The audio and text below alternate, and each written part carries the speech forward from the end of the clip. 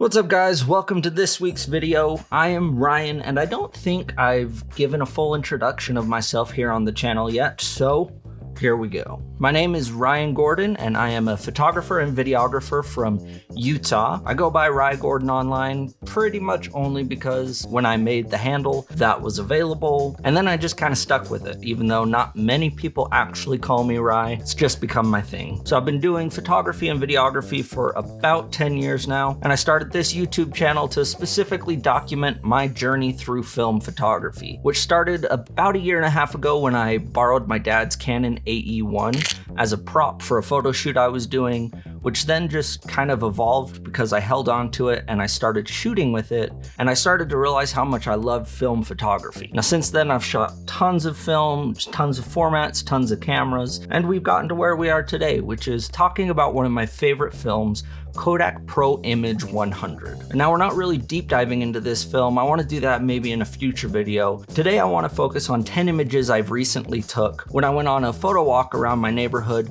and I ended up pushing this film 2 stops. So rather than shooting it at box speed of 100 ISO, I was shooting with my camera set to 400 ISO, which is 2 stops underexposing the image. So to compensate for the underexposure, in development I pushed it 2 stops, which is basically just leaving it in the development chemicals for longer so that the chemicals can bring up the exposure on that underexposed image. Now it is a pro film, but I think it is probably more geared towards an entry-level film rather than something like your Kodak Portra line, which if I had to compare it to that, this is probably most similar to 160, but I think I honestly prefer to shoot with this film. So let's hop into those images and we'll talk about them as we go.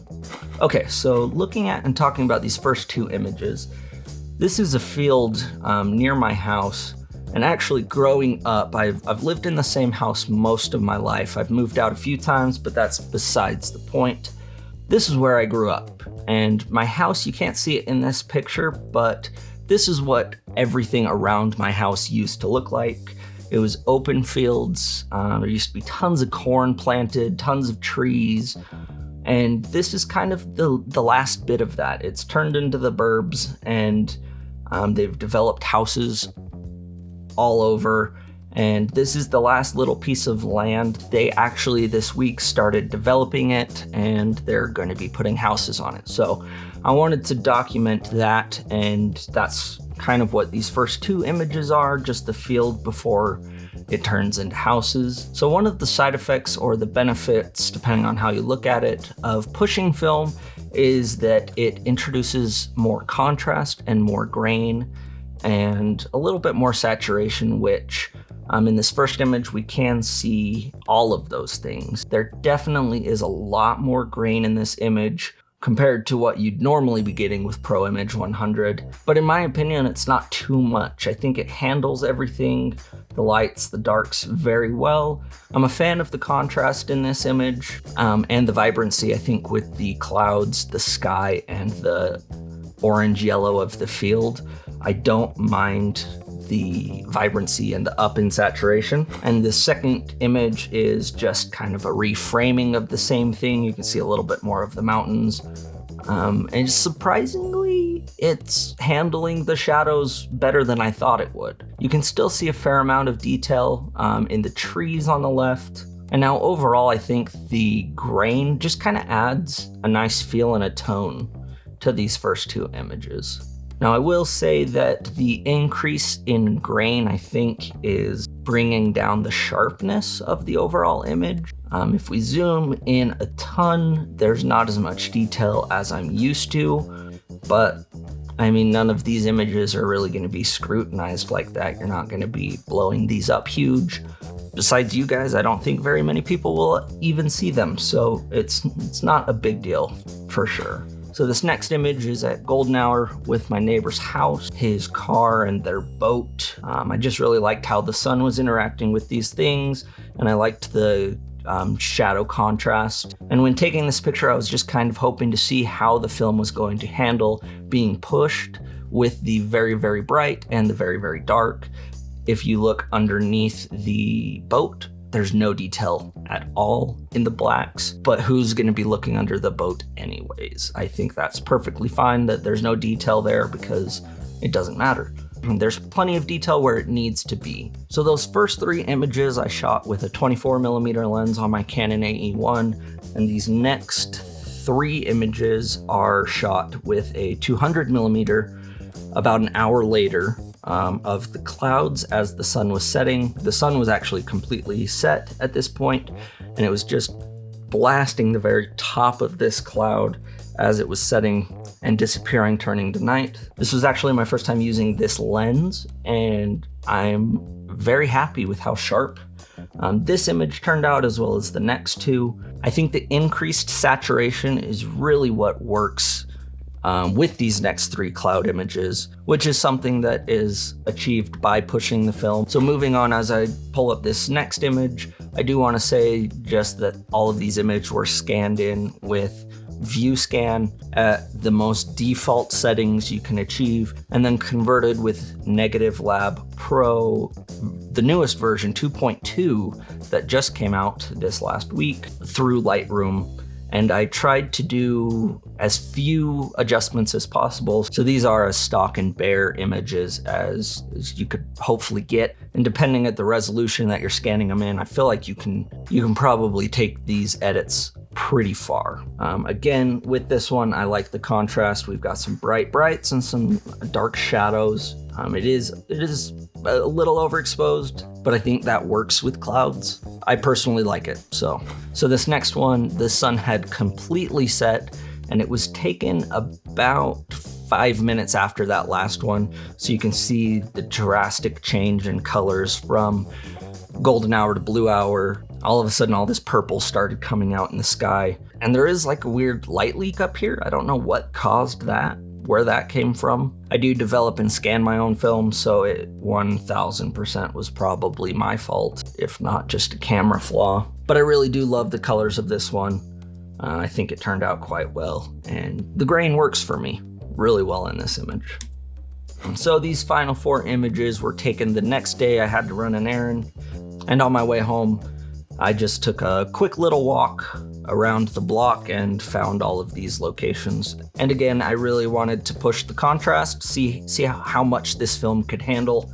So some of them, the composition is all right, but I wasn't really taking a lot of time with these images. I just kind of saw something and I thought I'd take the image to see how it turned out. Because there's so much shadow here, I did figure exposing for the shadows was a good move, and I'm pretty happy with it. One thing that I have been noticing is that as this film overexposes, it really does turn yellow, which I think you can really see in this image, that the highlights have a very heavy yellow cast, and the shadows have more of a purple tinge, which if we go back to that last one, it does really fit well with the purples, and you can see where that's coming from if it is just a byproduct of the film.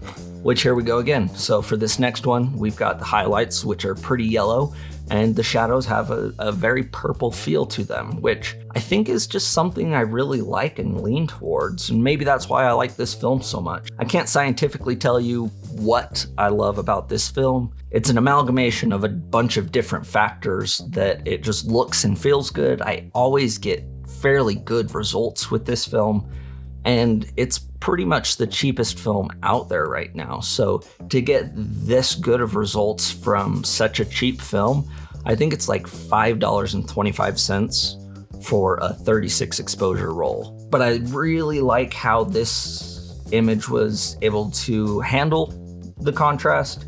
I'm really enjoying the saturation. I've said that almost on every image. I think pushing this film really does kind of bring out some extra colors and help it shine.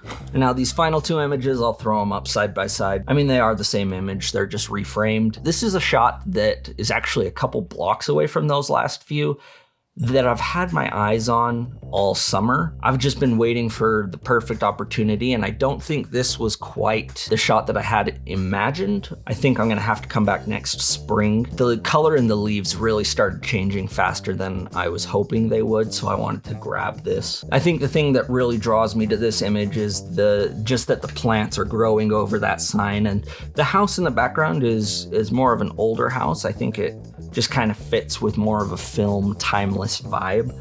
And so I've had my eye on this. Again, I think I waited too long. I'd love all those leaves to be lush green. And there was one point in the year where the leaves had wrapped all the way up that pole. I think they've been trimmed back quite a bit in this image, and I'd like to get the picture before they do that. But I was passing it and I figured I'd try and get a shot before everything was dead, and I don't hate these. I like the lines, I like the colors, I like the contrast. These were taken probably around 2 o'clock, so it's not ideal lighting. I definitely would love to see this image, and I think in a perfect world, this image would be captured at sunrise.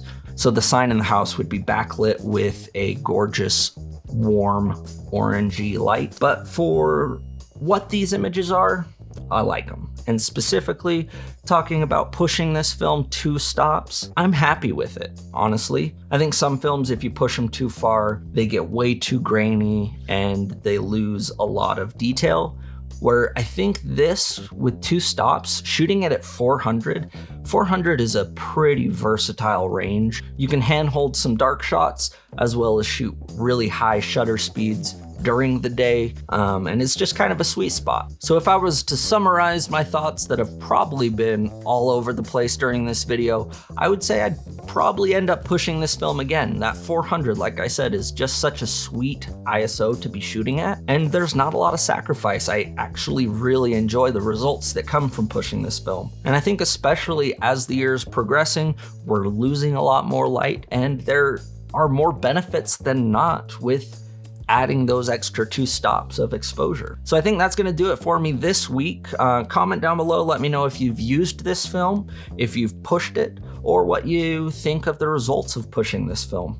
And if you're looking for a little bit more information about the film in general, as well as just pushing it 1 stop, the YouTube channel Bad Flashes released a video last week going over that, which is a very good video, and I will leave it in the description so that you can check that out as well. So thank you guys so much for watching. I really appreciate it. Thank you for coming on this film journey with me. I'll see you next week.